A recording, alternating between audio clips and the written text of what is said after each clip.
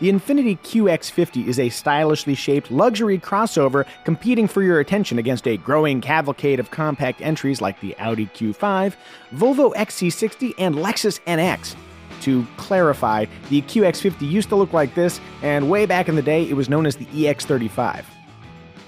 But that's all history. Is the modern QX50 properly equipped to compete in a foreboding luxury SUV landscape? Where interior appointments are concerned, the answer is yes. Drawn in artfully sweeping flourishes, the cabin's materials are rich and varied. Just look at our test car. Metal, wood that looks like metal, vast seas of ultra suede in both brown and ultra dark blue, cream-colored diamond pattern leather seats.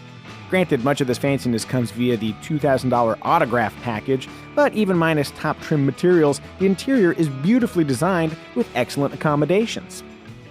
The front seats are comfortably shaped, there are welcome spots to rest my arms, and my utterly average American frame fits with room to spare. The same holds true in back. If you slide the seat rearward, legroom competes with some mid-size SUVs. Seats also recline, but with the door closed, you have to brave a very narrow slot to operate the lever. I hope there's no spiders down there. In a perfect world, there'd be more space under the front seats to stretch our toes, but available rear shades and a cushy center armrest are nice distractions. And with the armrest up, the center position is a more than acceptable short-term perch. The QX50 also wins where cargo is concerned, with a standard power tailgate, a low liftover, a large square luggage area, supplemental underfloor storage, and smartly located seat releases.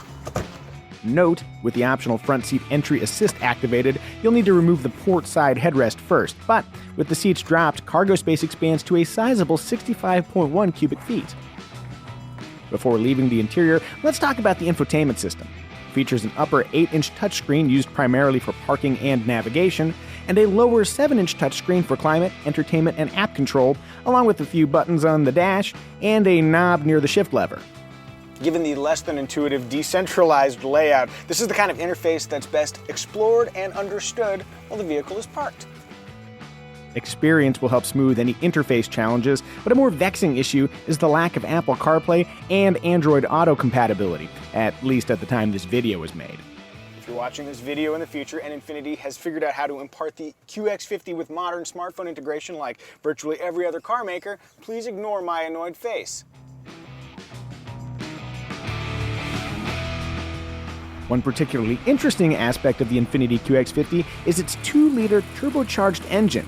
That VC stands for variable compression. Using an electric motor and multi-link arms, the engine can collectively raise or lower the pistons, changing the compression ratio from 8:1 to an efficient 14:1 as demands require. The result is ample power and impressive fuel economy. Adding all-wheel drive for $1,800 drops that rating by a measly 1 highway mpg.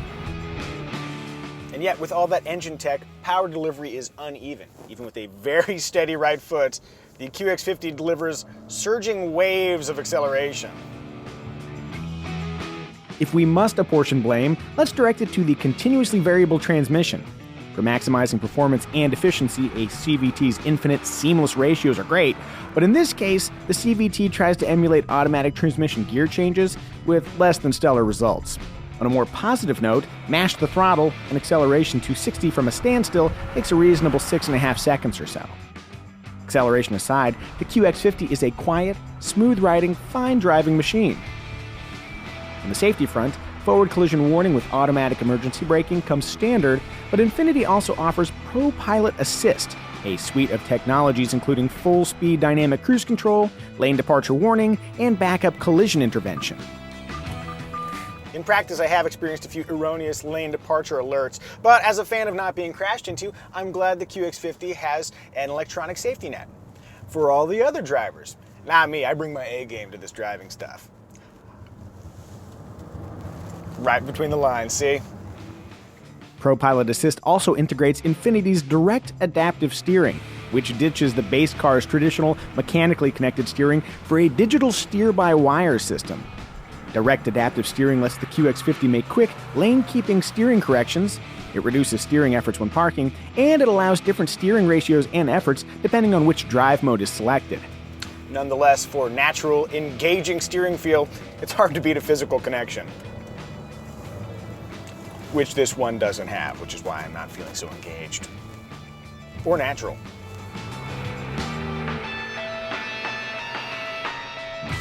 If you're building a consideration list, you might want to include the quicker but pricier Audi Q5, the striking Cadillac XT5, the generally lovely Mercedes-Benz GLC, or maybe the more efficient Lexus NX 300h Hybrid. But if the Infiniti QX50 has captured your heart, expect to pay around $37,500 including destination charges for a base trim with leatherette seating, intelligent key access, and 19-inch wheels. That places the QX50 on the low end of the compact luxury SUV pricing spectrum. Utterly loaded with all-wheel drive, fancy leather, a panoramic moonroof, and a 360-degree camera system, the price rises to nearly $60,000. Both inside and out, the Infiniti QX50 brings a metric ton of style to the luxury SUV space. Is it perfect? No. But if you've got flaws, it helps to be pretty.